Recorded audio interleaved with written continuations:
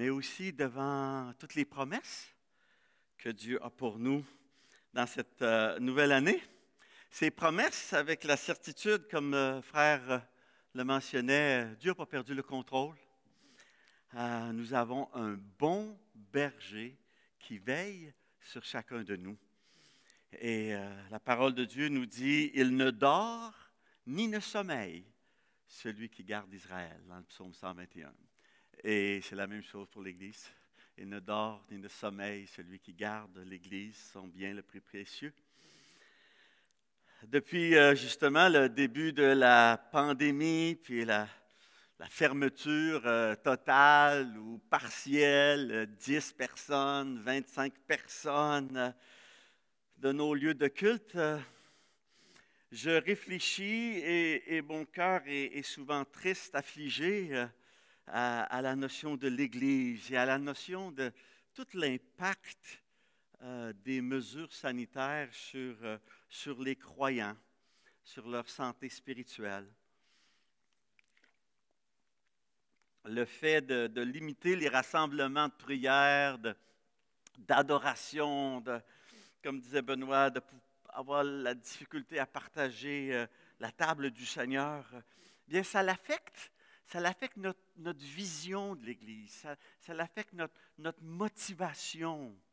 Notre motivation pour ce que Dieu a de plus précieux. Ce que Dieu a de plus précieux aujourd'hui, c'est l'Église. C'est l'Église de Victoriaville. Et je veux prier avec l'Église pour le leadership, comment Dieu va encore renouveler sa grâce et ses bienfaits parce qu'il aime l'Église. Je disais à Benoît ce matin, l'Église de Victoriaville, à travers les années, a été une pépinière d'ouvriers pour le Seigneur. Et on va prier pour Éric, que Dieu le bénisse. Mais merci encore. L'Église de Victoriaville a été un outil dans la formation d'ouvriers. Et pour cela, je rends grâce à Dieu. Les incertitudes brouillent notre vision, brouillent souvent notre motivation. Je pensais cette semaine au report des Jeux olympiques du Japon. Ils étaient supposés être en 2020 et ils ont été reportés à 2021. Et présentement, on est encore dans l'inquiétude. Il va-t-il y en avoir? Il n'aura-t-il pas des Jeux olympiques en 2021? Et je lisais des commentaires sur le journal cette semaine sur les athlètes. Sur les athlètes qui ont grandement besoin de motivation puis d'efforts pour arriver aux Jeux olympiques. Mais s'il n'y en a pas, quelle difficulté ils ont. Ça affecte leur motivation parce que l'athlète qui perd de vue la raison pourquoi il s'entraîne, ben, quand tu as perdu la raison pourquoi tu fais les choses, tu ne persévères pas. L'agriculteur aussi, quand il perd la vision de la récolte à venir, ben, il n'a pas le goût d'investir sa semence dans le sol non plus parce qu'il manque de perspective. Lorsqu'on manque de vision pour le futur, on perd dans le présent la motivation de foncer, le goût d'avancer, de persévérer malgré les difficultés. Et pour le chrétien, ce n'est pas différent. Le chrétien, de même, il perd, celui qui perd la vision de l'Église, tant sa vision de l'Église universelle que la vision de l'Église locale, bien quand il perd aussitôt son zèle aujourd'hui, son zèle quotidien pour Dieu, son zèle pour le bon plan de Dieu qu'il a pour son Église, pour la société comme pour l'univers. Un chrétien qui a une pauvre vision de l'Église sur la terre est à la fois un pauvre chrétien. Ce matin, j'aimerais qu'on regarde dans l'Épître aux Éphésiens, j'allais dire aux Hébreux, aux Éphésiens. Parce que dans l'Épître aux Éphésiens, Paul nous présente sa vision et son enthousiasme pour l'Église. L'Église et particulièrement l'unité de l'Église, qui constitue le cœur de l'enseignement de l'Épître aux Éphésiens. Je ne sais pas si vous avez une mémoire générale de l'Épître aux Éphésiens, mais elle commence dans son premier chapitre avec les merveilleuses bénédictions spirituelles que Dieu le Père, le Fils, a déversées sur le croyant. Nous avons été élus, nous sommes prédestinés, nous avons été rachetés, nos péchés ont été remis. Nous avons été adoptés comme enfants de Dieu. Nous avons reçu le sceau de l'Esprit. Quelle grande, merveilleuse bénédiction! Mais l'objectif du Père, en nous donnant ces bénédictions spirituelles, était de placer toutes choses sous l'autorité de Jésus. Que l'univers soit placé sous son autorité. Et il a établi, il dit au verset 22 du chapitre 1, Jésus comme chef suprême de l'Église qui est son corps. Quelle merveille! On est rempli de merveilleuses bénédictions de la part de Dieu. Et au deuxième chapitre, Paul il commence à présenter le fait que individuellement, nous avons été introduits à l'Église. Les païens, comme les Juifs, ont été introduits à l'Église. Il va commencer, vous étiez morts par vos offenses et vos péchés, vous les païens, nous aussi, on n'était pas différents, il nous dit. On n'était pas différents des autres, mais Dieu nous a accueillis. Dieu nous a fait naître de nouveau. C'est par la grâce que vous êtes sauvés. Et après avoir parlé de l'introduction individuelle des croyants dans l'Église, bien, dans la deuxième partie du chapitre 2, Paul va présenter le fait que les païens, à cause du sang de Jésus, ont été unis. Il y a eu une unification des Juifs et des païens au sein de l'Église. Par le sang de Jésus, les païens, Paul nous dit, ont été rapprochés d'Israël et ont été unis à Israël pour former avec les deux un seul homme qu'il va appeler l'Église, la maison de Dieu, l'habitation de Dieu en esprit. Païens et Juifs, dans le Seigneur, constituent maintenant son Église. L'Église, elle n'interrompt pas Israël. Pour dire Israël, on arrête, puis là on a l'Église, puis après ça on revient. L'Église n'interrompt pas Israël, pas plus que l'Église remplace Israël.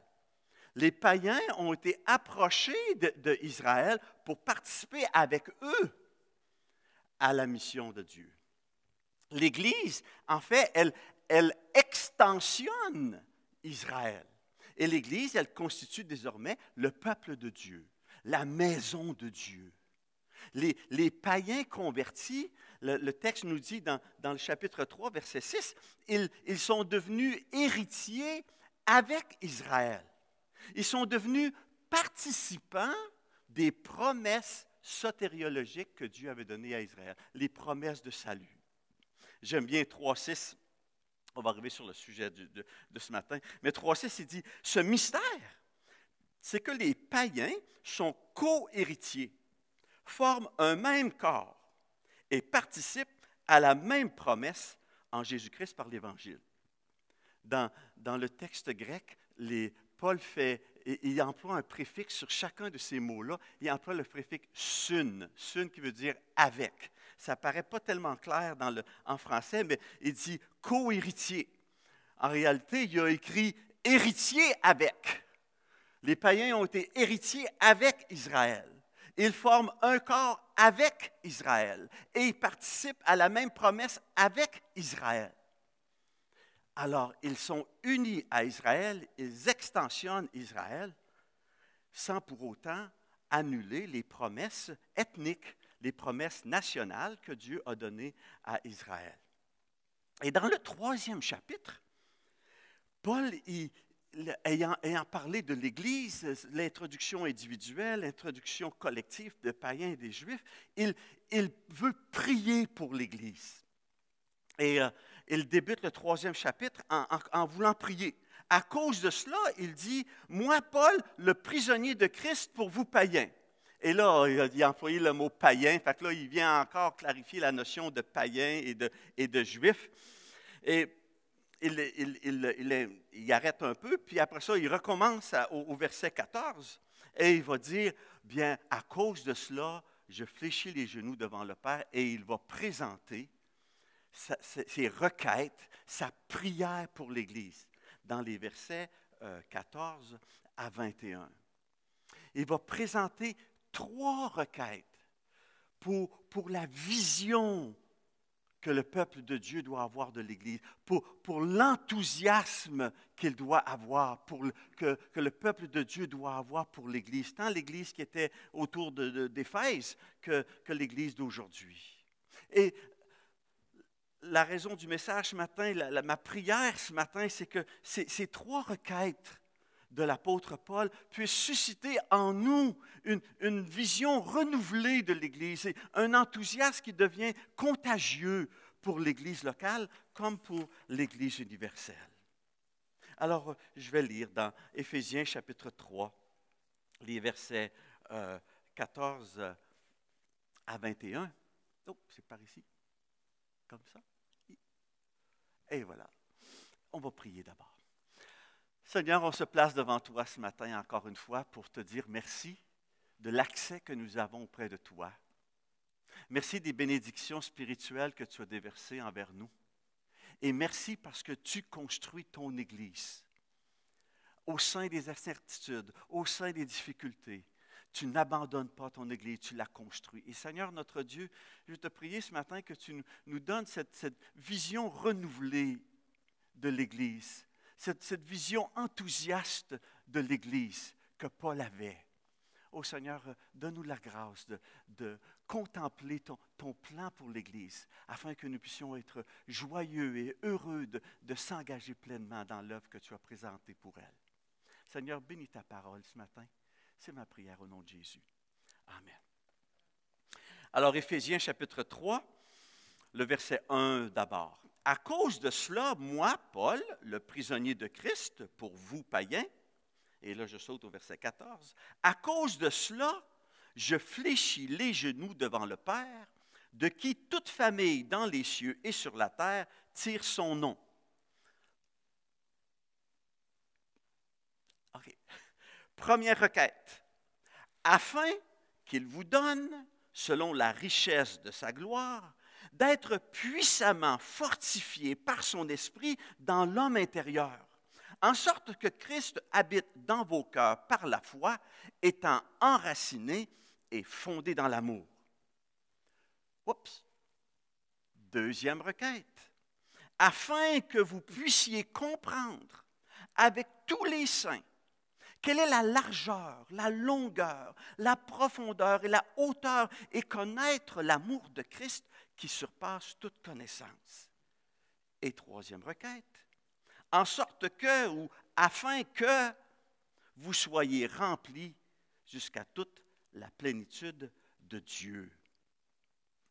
Or, à celui qui peut faire par la puissance qui agit en nous, infiniment au-delà de tout ce que nous demandons ou pensons, à lui soit la gloire dans l'Église et en Jésus-Christ, dans toutes les générations, au siècle des siècles.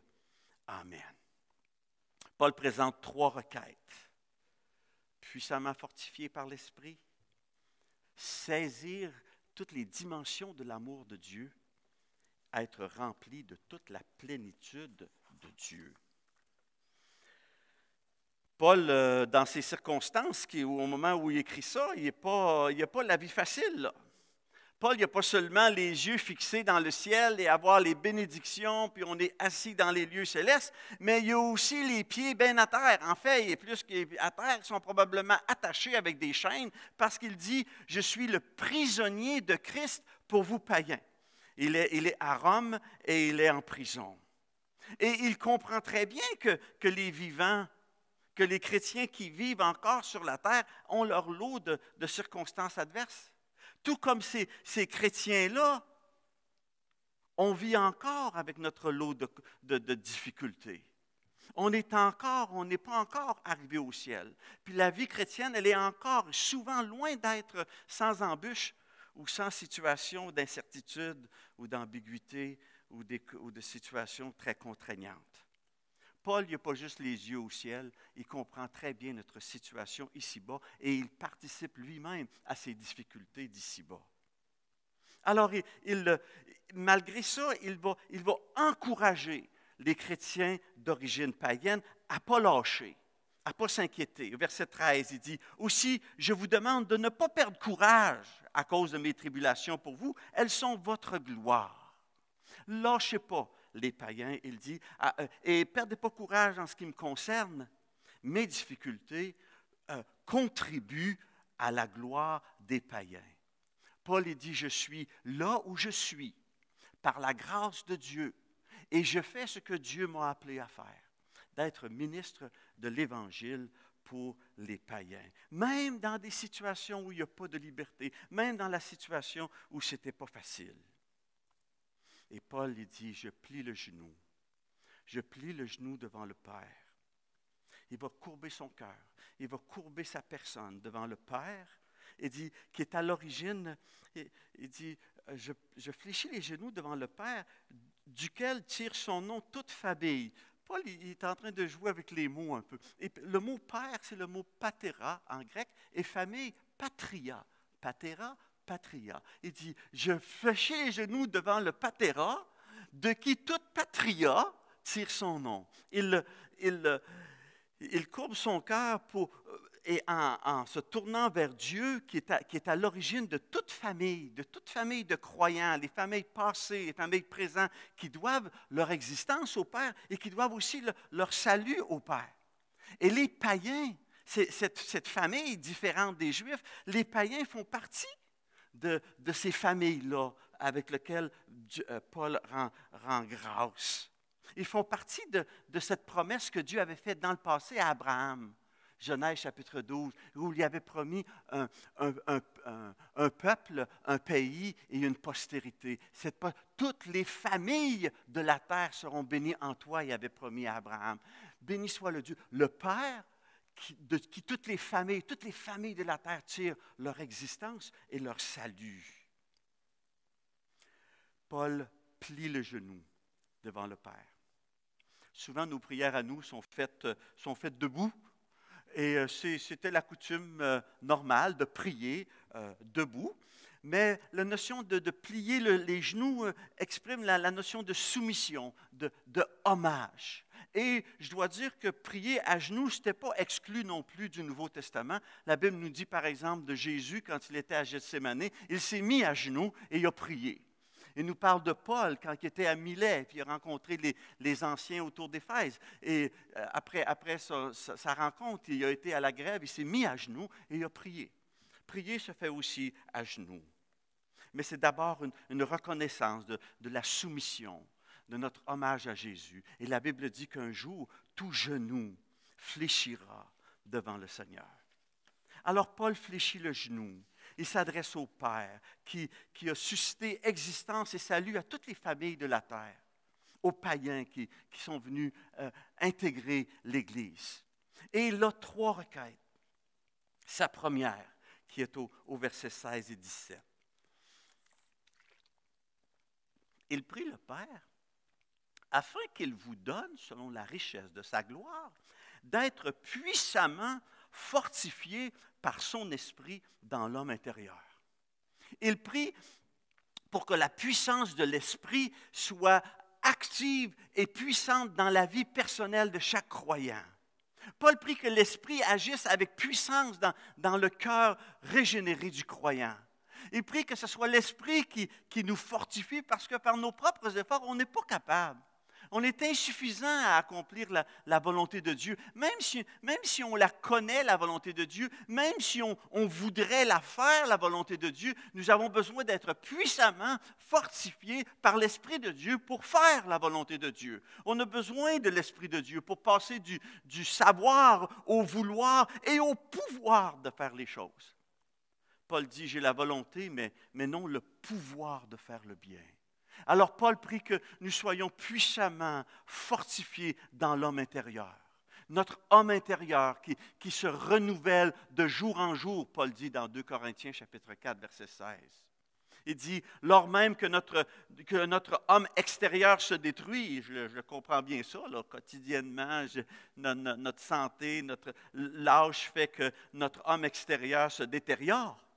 Il nous dit, lui, notre homme intérieur, notre être intérieur se renouvelle de jour en jour. C'est un processus continuel que l'Esprit fait. L'épanouissement, le plein potentiel du croyant, il se développe. Il se développe jour après jour quand je cède à la conviction de l'Esprit en moi. Lorsque j'essaie de vivre sensible et sous l'influence de l'Esprit en demeurant alerte à ce qu'il veut accomplir à travers moi. Je développe l'homme intérieur lorsque je soumets mes pensées, lorsque je soumets mes actes à la direction de l'Esprit. Et pour que l'Esprit puisse agir puissamment dans l'homme intérieur, bien, j'ai ma part à faire aussi. J'ai besoin de me nourrir de la parole de Dieu.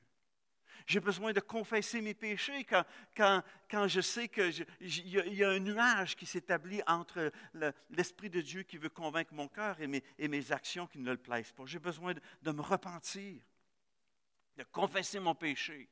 J'ai besoin de demander par la prière aussi que Dieu me remplisse de sa puissance. Et j'ai besoin d'exercer l'œuvre à laquelle il m'a appelé, le service du Seigneur. Et ainsi, lorsque nous sommes fortifiés quotidiennement par l'Esprit, nous manifestons ce fruit-là. Nous manifestons le fruit de l'Esprit. Et en manifestant le fruit de l'Esprit, on est en train de reproduire en nous le caractère de Christ. C'est pour ça qu'il dit être puissamment fortifié par l'Esprit dans l'homme intérieur, en sorte que Christ habite dans vos cœurs par la foi. En sorte que Christ habite. Est-ce qu'il veut dire qu'en espérant que Christ un jour habite dans nos cœurs? Nous savons que Christ habite déjà dans nos cœurs. Il habite déjà dans le cœur du croyant. Jésus avait dit à ses disciples dans Jean 14, 23, « Celui qui m'aime va garder ma parole et je me manifesterai à lui. Et dit, le Père et moi, nous viendrons à lui et nous ferons chez lui notre demeure. » Nous, le Dieu, l'Esprit et Christ habitent déjà dans le cœur du croyant. Mais prend-il toute la place qui lui revient dans mon cœur? Et quand il emploie le mot, Paul, ici, il emploie le mot « habiter », il n'emploie pas juste le verbe oikeo qui parle de maison, mais il parle de kata, habiter vers le bas, habiter, se sentir pleinement à l'aise dans la maison, se sentir chez lui dans mon cœur, se sentir tout accueilli, se sentir confortablement installé dans le salon de mon cœur, afin que Christ, par la puissance de l'Esprit, reproduit son caractère en moi, se sente pleinement à l'aise en moi, alors qu'il reçoit la place du roi dans mes affections, dans mes plans, dans mes passions. On parle afin que Christ ait le trône de ma vie, afin que Christ habite avec toute liberté en moi. Et ça aura pour fruit l'amour, étant enraciné et fondé dans l'amour. Racine, parler comme un arbre, vraiment enraciné dans l'amour, et fondé, le fondement d'un bâtiment solide dans l'amour. Dieu est amour, et le fruit de l'habitation de Christ dans le croyant, ça doit être l'amour. C'est l'amour du Christ qui fait qu'on peut trouver des fortes racines. C'est l'amour du Christ qui va nous donner une ferme fondation pour ma vie. Le fruit de l'Esprit, quand l'Esprit travaille en moi, la Bible dit, c'est l'amour, Galates 5, 22. Et sans l'amour, Paul va dire aux Corinthiens, je suis rien qu'une cymbale qui fait du bruit. Je suis rien que quelque chose qui retentit, qui sert à rien. C'est à travers l'amour pour Dieu et c'est à travers l'amour pour l'Église que Christ manifeste sa présence en nous. Paul prie d'abord pour la puissance de l'Esprit dans les vies personnelles, fortifié puissamment en sorte que Christ ait la liberté d'agir dans ma vie, et de sorte que le fruit qui va sortir de ma vie, c'est l'amour. Il y a une deuxième requête. Je ne sais pas, je sais pas. Première requête, prière pour la puissance. Oh, par là-bas. Et voilà. Deuxième requête. Prière pour l'appréciation de l'amour de Christ dans l'Église. Il dit, afin que vous puissiez comprendre avec tous les saints, là, pas juste tout seul, mais comprendre avec tous les saints quelle est la largeur, la longueur, la profondeur et la hauteur, et connaître l'amour de Christ qui surpasse toute connaissance. Il prie deuxièmement pour que nous puissions apprécier, que nous puissions saisir, que nous puissions comprendre toutes les dimensions de l'amour de Christ avec tous les saints.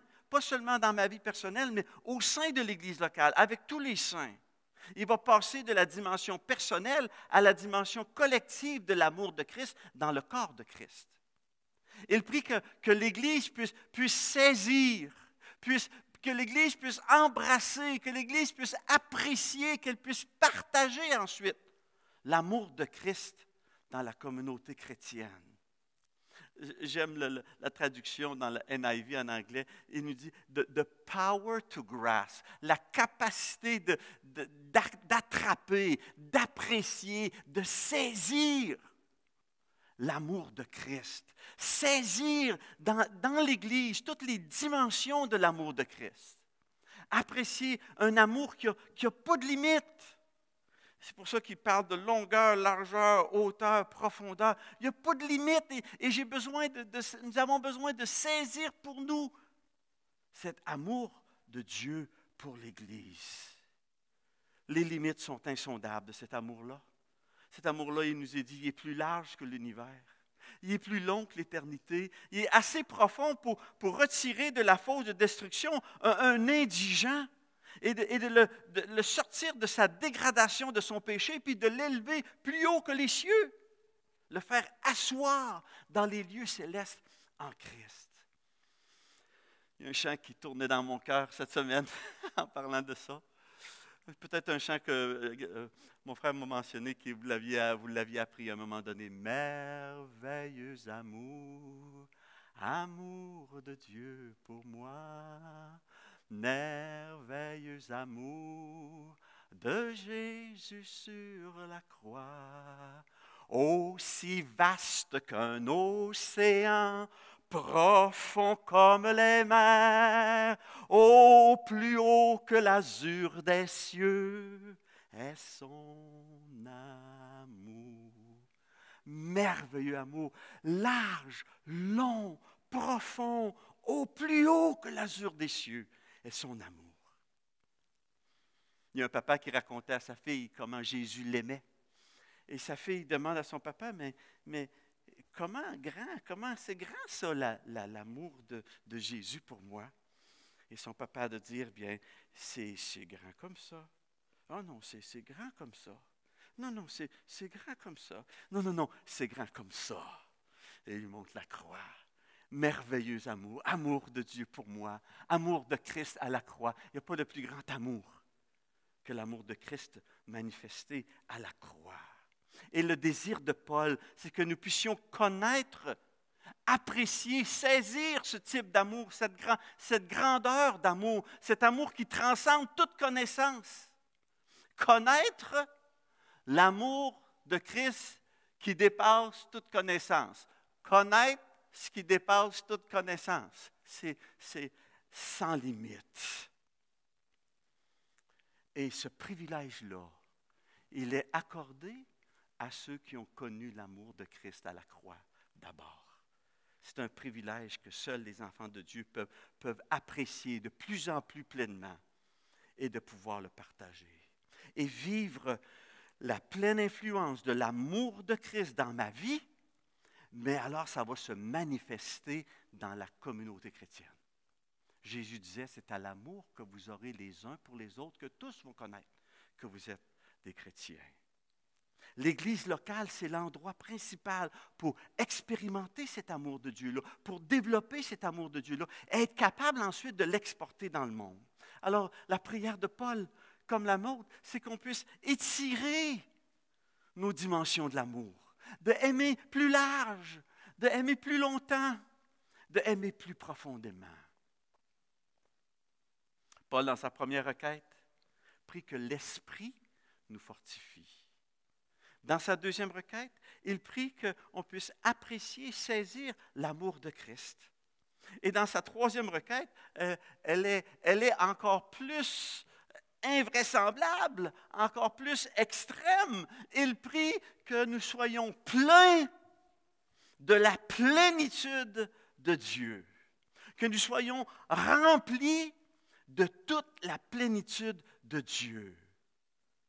Cette prière trinitaire, par l'Esprit, être fortement fortifié, par Christ, connaître son amour qui surpasse toute connaissance, et par le Père, être plein de toute la plénitude du Dieu trinitaire. Il dit, en sorte que, ou afin, dans le texte grec, il y a hina. Les trois requêtes, ils commencent toutes par le même mot, afin que, afin que, afin que. En français, on a dit en sorte que, afin que, mais ça revient au même. En sorte que vous soyez remplis jusqu'à toute la plénitude de Dieu. Ce qui est absolument inimaginable de façon humaine et souhaitable de façon divine. Ce qui surpasse toute connaissance. Et non seulement le fait que nous, comme chrétiens, nous soyons devenus participants de la nature divine. Ah, quel bonheur déjà!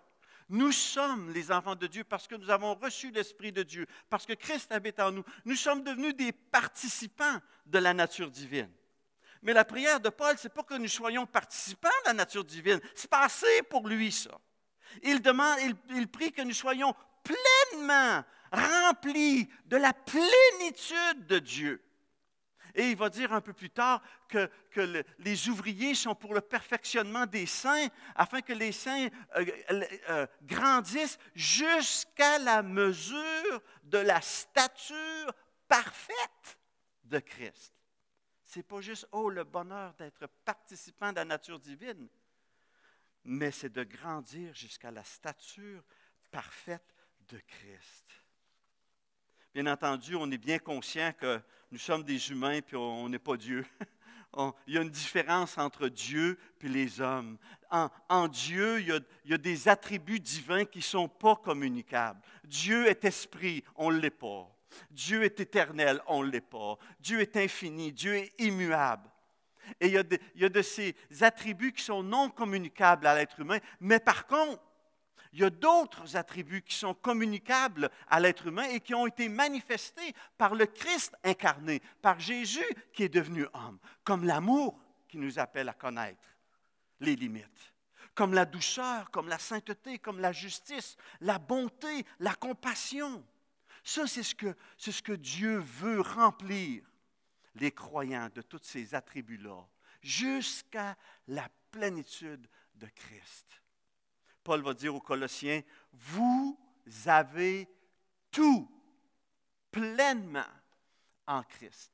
Tous ces attributs communicables, manifestés, incarnés en Jésus-Christ, le Père a le désir qu'ils soient manifestés, que nous en soyons remplis. Et pour nous encourager, parce qu'on dirait, oh boy, comment c'est possible d'être rempli de toute la plénitude de Dieu? Alors il termine en disant, or, à celui qui peut faire, par la puissance qui agit en nous, infiniment au-delà de tout ce que nous demandons ou pensons.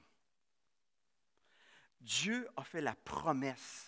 Pour Dieu, la plénitude de l'Église, des croyants dans l'Église, dans le plan de Dieu, ce n'est pas juste un vieux pieux, « oh, j'espère bien que ça l'arrive », mais c'est sa promesse. Ce que Dieu veut, il peut le faire. Or, à celui qui peut faire, parce que sa puissance est sans limite, à celui qui peut faire par la puissance qui agit en nous. Il peut faire. Il peut faire, il dit, infiniment. Il peut faire infiniment au-delà. Au-delà de tout. Au-delà de tout ce qu'on peut demander. Au-delà de tout ce qu'on peut penser. Qu'il soit possible ou impossible, Dieu peut. Dieu peut faire. Infiniment. Au-delà de tout. Je ne sais pas si vous voyez tous ces mots superlatifs par-dessus, par-dessus, par-dessus, par-dessus. Dieu peut. Ce qui est humainement inconcevable. Dieu peut l'accomplir. Et cette plénitude de Dieu dans le plan de Dieu, c'est la promesse que Dieu va accomplir pour l'Église. Et d'ailleurs, non seulement il l'a imaginé, mais le Christ l'a procuré, nous l'a procuré la capacité de le faire en se donnant à la croix. Et c'est lui-même qui dit dans le chapitre 5, les versets 25 à 27, il dit, pour faire paraître devant lui, devant le Père, cette Église glorieuse, sans tache, ni ride, ni rien de semblable, mais sainte et irrépréhensible. Ça, c'est le plan de Dieu pour l'Église. Afin que Jésus puisse présenter à son Père une Église parfaite, une Église glorieuse, sans tache, ni ride, ni rien de semblable, mais sainte et irréprochable.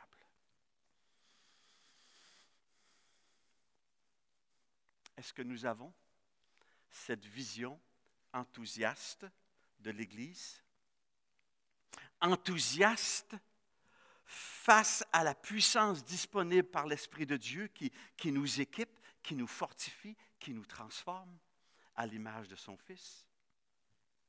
Est-ce que nous avons cette même vision enthousiasme et nous sommes mobilisés dans l'Église par l'amour de Christ pour aller vers les autres, pour développer la communion, la consolation, l'édification?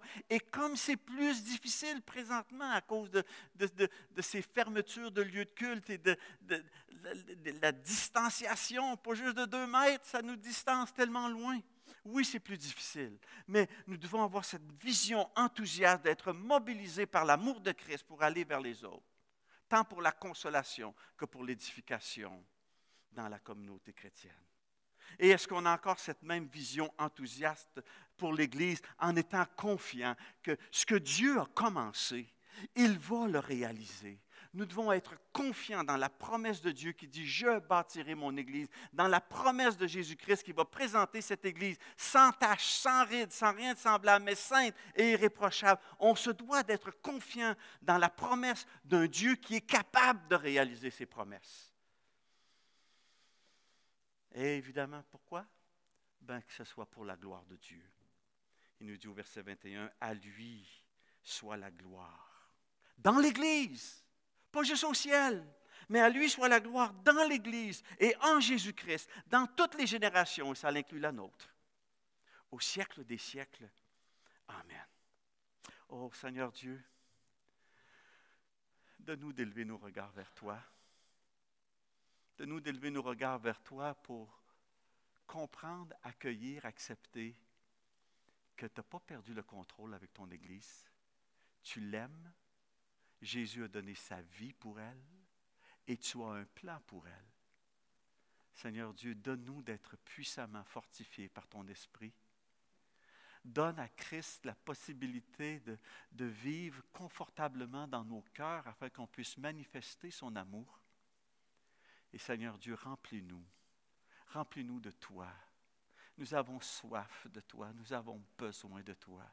Remplis ton Église à la pleine capacité de la plénitude de Dieu, afin que ta gloire soit évidente en Jésus-Christ dans l'Église. Oh, c'est ma prière, c'est notre prière, au précieux nom de Jésus. Amen.